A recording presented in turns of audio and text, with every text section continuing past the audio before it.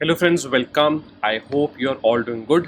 तो जैसा कि आपको पता है, स्पेस में चाहे हम बोलें कि इस कंट्री का स्पेस क्राफ्ट या इस कंट्री का स्पेस प्रोजेक्ट फेल हो गया, इस कंट्री का सक्सेस हो गया, पर स्पेस में ना असल में कंट्री से ज़्यादा मैटर करता है ह्यूमैनिटी। तो ह्यूमैनिटी का एक मिशन था, मून की तरफ जाता। आपको पता है बेसिकली दो मिशन थे। एक जो आप इस पिक्चर में देख पा रहे हो, ये है रशिया का लूना 25, और आपको जो राइट वाली पिक्चर में दिख रहा है जहाँ पर आपको एक अलग से रोवर भी दिख रहा है, ये है इंडिया का चंद्रयान 3।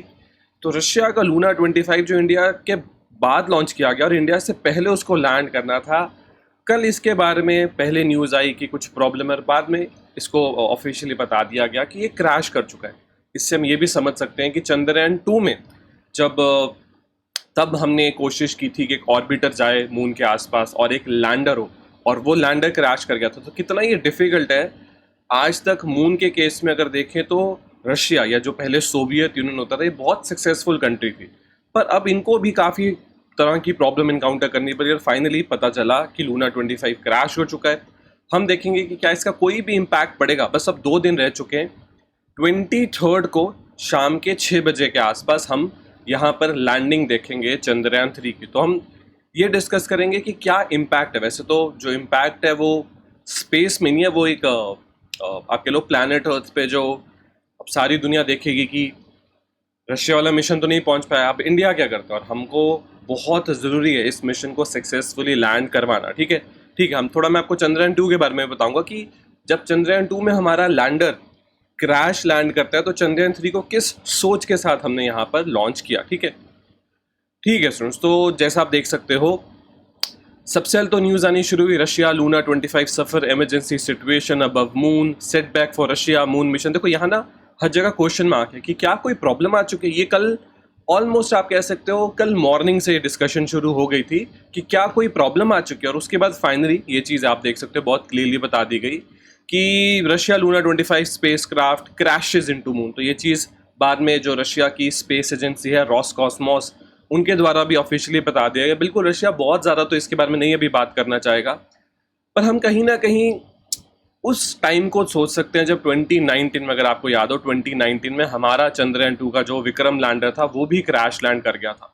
तो चाहे हम कहें कि मून तो बहुत क्लोज है, इंसान तो मार्स वीनस काफ़ी जगह अपने मिशंस भेजता है, सही बात है मून क्लोज है, पर कुछ ऐसी चीज़ें होती हैं जो आप बिल्कुल कैलकुलेशंस या फिर साइंस के आगे चली जाती हैं। ठीक है, कुछ भी स्पेस में ऐसा हो जाता है जहाँ पर आपकी, अब रशिया की अगर आप हिस्ट्री देखो, सोवियट्स की, दुनिया का first space craft, first satellite space में इन्होंने भेजा स्पुतनिक, फर्स्ट पर्सन को स्पेस में इन्होंने भेजा सोवियट्स ने। बाद में 1991 में सोवियत यूनियन खत्म हो गया, रशिया बन गया, तो फर्स्ट पर्सन इन्होंने भेजा Yuri Garin, first female astronaut इन्होंने भेजे वेलेंटिना त्रुशकोवा, मून पे पहला लैंडर इन्होंने भेजा। तो इनकी एक अच्छी खासी हिस्ट्री है, पर हाँ प्रॉब्लम इनको भी आई।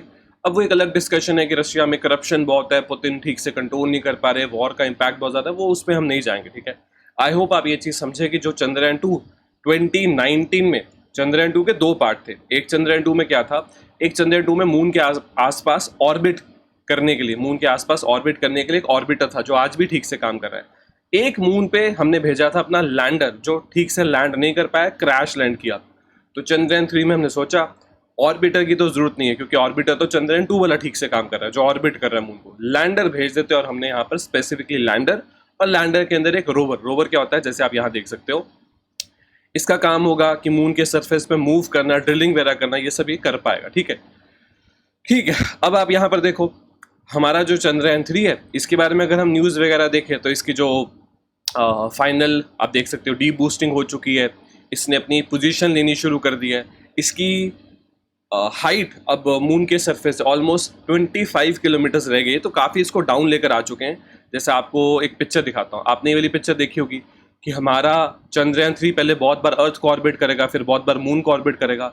तो इसने शुरुआत की थी सबसे आउटर ऑर्बिट से, फिर धीरे धीरे इसकी ऑर्बिट कम की गई, और अब ये मून के बहुत ज़्यादा क्लोज आ चुका है, और बस 2 दिन में लैंडिंग अटैम्प्ट की जाएगी। ठीक है, तो आई होप आप ये चीज़ समझ गए कि अब चंद्रयान 3 पे एक अलग ही तरह का दुनिया का एक नज़र रहेगी। दुनिया देखना चाहेगी कि मून की तरफ 2 मिशंस भेजे गए थे, एक मिशन तो अचीव नहीं कर पाया जो उसे अचीव करना था, इंडिया अब कैसे यहाँ पर परफॉर्म करता है। और देखो इसरो ने कोशिश ऐसे करी है कि एक फेल प्रूफ प्लान बनाए, कि इतना कुछ कैलकुलेट किया, इतनी तरह की चीज़ें सिमुलेट करी कि इसरो बहुत कॉन्फिडेंट है कि ये मिशन बिल्कुल सही से लैंड कर जाएगा। ठीक है, ठीक है। तो अब यहाँ पे जल्दी से डिस्कस कर लेते हैं। तो रेस एक तरह से शुरू हो गई थी। अब रशिया पता नहीं अब कब से प्लानिंग कर रहा था, पर रशिया को भी लगा कि यही सही टाइम होगा लॉन्च करने का।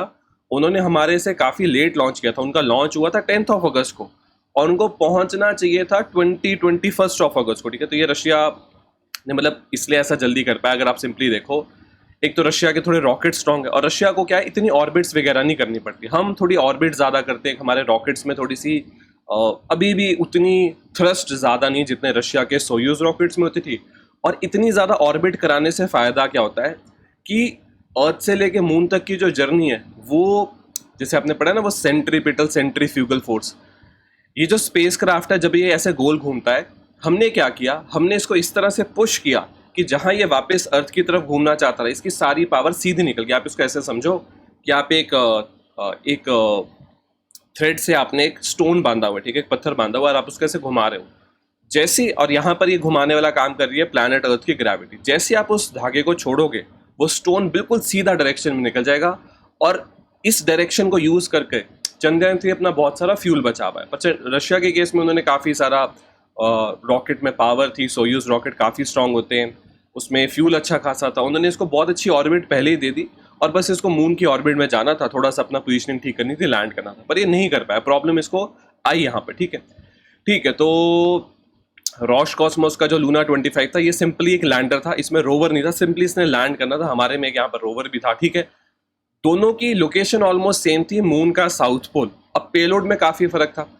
इसका जो लिफ्ट ऑफ मास था लूना 25 का, वो काफ़ी कम था, 1750 kg। चंद्रयान-3 का जो लिफ्ट ऑफ मास है वो 3900 kg था। ठीक है, यहाँ पर लाइफ जर्नी में, मतलब चंद्रयान-3 जो है, इसने काम करना ऑलमोस्ट 14-15 डेज तक। लूना 25 ने काम करना था 1 साल तक। आप बोलोगे ऐसा क्यों? देखो, जहाँ पर ये मिशंस जा रहे हैं ना, ये मून के साउथ पोल पे, वहाँ ना अगर सनलाइट ना पहुँचे तो टेम्परेचर बहुत नीचे जाना शुरू हो जाता है। तो आपका जो इक्विपमेंट है ना, अगर वो हीटेड नहीं रहेगा तो वो ख़राब होना शुरू हो जाएगा ठंड की वजह से। हमने इस तरह से प्लानिंग करी है कि हमको वो 14-15 डेज़ की एक विंडो मिलेगी जब सनलाइट वहाँ पर होगी, और हमारा जो इक्विपमेंट है उसको हीट मिलती रहेगी।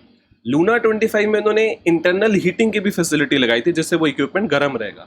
हमारा 14-15 दिनों में काम पूरा हो जाएगा, और उसी प्लानिंग के हिसाब से हमने चंद्रयान-3 को भेजा था। इनका थोड़ा सा मिशन अलग था, इनको एक पूरा साल लगना था, पर अब लूना 25 जो है वो तो क्रैश लैंड कर चुका है, तो उसने जो रिसर्च वगैरह करनी थी वो नहीं हो पाएगी। अब आप फाइनली एक बार रूट्स को भी देख लो, तो क्यों हमको इतने ज़्यादा टाइम लग रहा था, क्यों हमारा 14th ऑफ जुलाई को लॉन्च हो गए 23rd ऑफ अगस्त को पहुंचना है, उनका 10th ऑफ अगस्त को लॉन्च हो गए 21st ऑफ अगस्त को पहुंच जाना था, पर अब हमने देखा कि वो लैंडिंग नहीं हो पाएगी। ठीक है, तो आई होप आप इस चीज़ को समझ पाए कि रूट में बहुत ज़्यादा डिफरेंस है। हम इस तरह के रूट में थोड़े ज़्यादा कंफर्टेबल है, हमने पहले भी काफ़ी बार किया है, चंद्रयान-2 के टाइम पे भी किया था, मंगलयान मिशन में भी किया था। ये रूट में हम थोड़े ज़्यादा कंफर्टेबल हैं। ठीक है, तो आई होप जितनी भी डिटेल्स वगैरह थी हम यहाँ पर समझ गए। अब मैंने आपको बताया हमारा वाला जो मिशन है उसमें अलग तरह के इक्विपमेंट है, लूना 25 में बहुत अलग तरह के इक्विपमेंट थे, लाइफ स्पैन में बहुत फर्क था। हमारा तो 14-15 डेज के लिए काम करेगा, लूना 25 में काम करना था ऑलमोस्ट पूरे 1 साल के लिए। रशिया ने लास्ट जो लूनर मिशन भेजा था जिसका नाम था लूना 24, वो आज से 47 ईयर्स पहले भेजा। तो रशिया के लिए बहुत ज़रूरी था वैसे ये मिशन सक्सेसफुल हो जाता, क्योंकि इतने सालों के बाद आप एक मिशन कर रहे हो। पर देखो, रशिया एक ऐसी कंट्री है, अगर हम देखें इंडिया रशिया का स्पेस में कोलैबोरेशन, रशिया एक ऐसी कंट्री है, सोवियत यूनियन एक ऐसी कंट्री था। हमारा पहला सैटेलाइट आर्यभट्ट उन्होंने लॉन्च करवाया था 1975 में।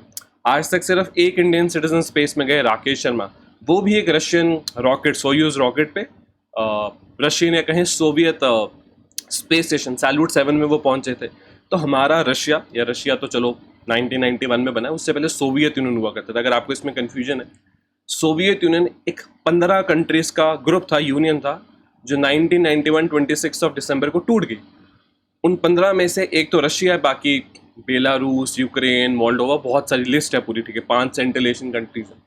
तो सोवियत यूनियन का जो भी इक्विपमेंट, जो भी स्पेस, जो भी न्यूक्लियर, सब कुछ था ना, सब एक तरह से रशिया ने आप कह लो अपने कंट्रोल में ले लिया। तो हम इसलिए बोल देते हैं सोवियत यूनियन / रशिया। पर फर्क था, सोवियत यूनियन स्पेस में बहुत सक्सेसफुल था, रशिया ने काफ़ी, मतलब रशिया को प्रॉब्लम्स आई हैं। हमारा सोवियत यूनियन के साथ भी एक अच्छा रिलेशन था स्पेस में, रशिया के साथ भी। अगर आपको पता हो, रशिया का जो ग्लोनास नेविगेशन सिस्टम है उसमें दोनों कंट्रीज ने मिलकर काम किया, जीपीएस जैसा ही है। हमारा जो चंद्रयान-2 था उसमें पहले रशिया और इंडिया ने मिलकर काम करना था, बाद में रशिया किसी रीजन से उसमें काम नहीं कर पाता। हमारा जो गगनयान मिशन अभी हम प्लान कर रहे हैं, मतलब बहुत जल्दी आप देखोगे उसके लॉन्चेस। गगनयान मिशन में पहली बार हम इंडियन सिटीजन्स को स्पेस में भेजेंगे, इंडियन लैंड से, इंडियन रॉकेट पे, और उनको वापस बुलाएंगे।